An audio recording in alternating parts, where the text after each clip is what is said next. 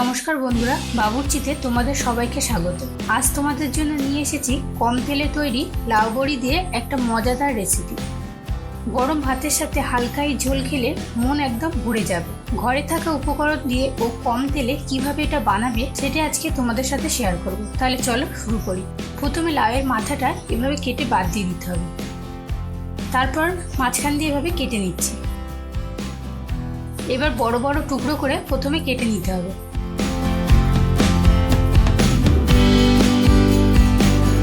প্রথমে বড় করে টুকরো করে কেটে নিয়েছি।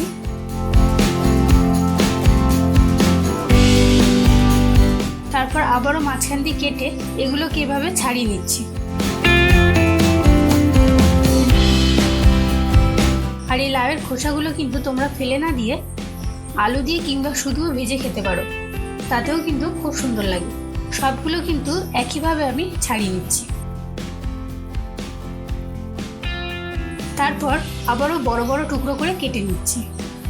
আর এই রেসিপিটা করার জন্য কিন্তু লাউগুলো ঠিক এভাবেই বড় করে কাটতে হবে। এতে কিন্তু আমি কোনো রকম আলু ব্যবহার করব না। ব্যাস, সব লাউগুলো আমার কাটা হয়ে গেছে। এবার একটা মিক্সিং জার নিয়েছি, তাতে দিলাম 2 চামচ মতো সর্ষে,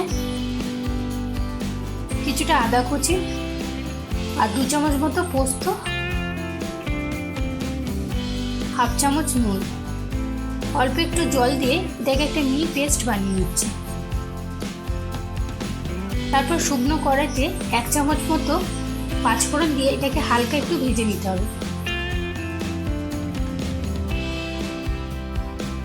ভাজা হয়ে গেলে এটাকে ঠান্ডা করে আমি মিক্সিং জারে গুঁড়ো করে নিচ্ছি। তারপর একটা প্যান বসিয়ে কিছুটা সাদা তেল দিয়ে দিলাম। তেল গরম হয়ে গেলে তাতে কিছুটা বড়ি দিয়ে এটাকে লালচে করে ভেজে নিতে হবে। নিরামিষ যে কোনো তরকারিতে বড়ি দিলে কিন্তু সেটা খেতে আরও ভালো লাগে। ব্যাস, বড়িগুলো ভাজা হয়ে গেছে, একটা পাত্রে আমি তুলে নিয়েছি। এবার কড়ার মধ্যে কেটে রাখা লাউগুলো দিয়ে অল্প একটু জল দিয়ে দিচ্ছি। এটাকে আমাদের সেদ্ধ করে নিতে হবে।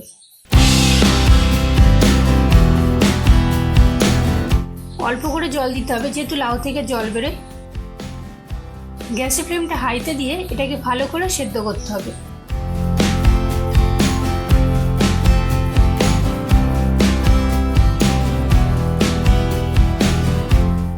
একটু আমি ভালো করে নেড়ে দিচ্ছি।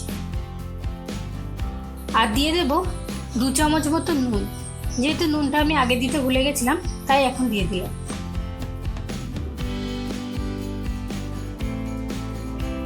আর এই সেদ্ধ করা লাউয়ের জলটা কিন্তু আমরা ফেলবো না, এই রেসিপিতেই ব্যবহার হবে। তারপর নিয়ে নিলাম 1 বাটি দুধ, তাতে দিয়ে দিলাম 2 চামচ মতো ময়দা। সেটা দিয়ে ভালো করে গুলে নিচ্ছি। এদিকে লাউগুলো সেদ্ধ হয়ে গেছে, সেটাকে আমি নামিয়ে নিলাম। তারপর কড়াইতে আবার 2 চামচ মতো সাদা তেল দিয়ে দিয়েছি।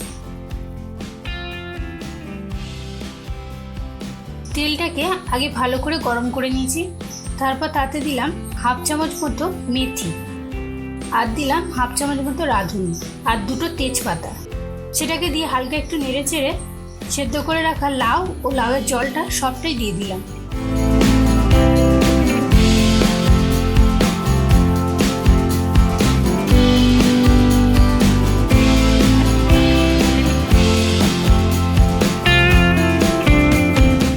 আবারও ভালো করে একটু মিশিয়ে নিয়েছি। এবার সর্ষের যে পেস্টটা তৈরি করে রেখেছিলাম সেটা আমি দিয়ে দিলাম।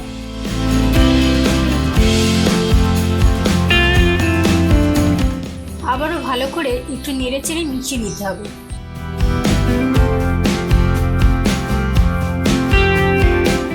এবার দুধ ও ময়দার যে মিশ্রণটা তৈরি করেছিলাম সেটা দিয়ে দিলাম।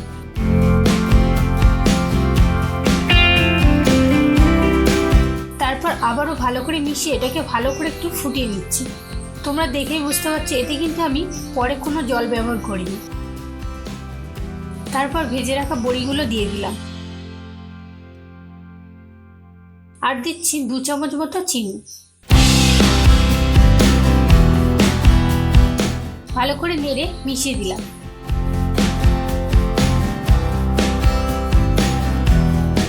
তারপর 4টে চেরা কাঁচা লঙ্কা দিয়ে দিলাম।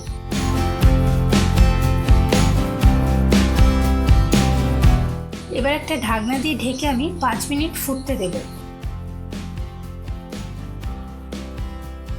তারপর যে 5 ফোড়নটা গুঁড়ো করে রেখেছিলাম সেটা আমি দিয়ে দিচ্ছি।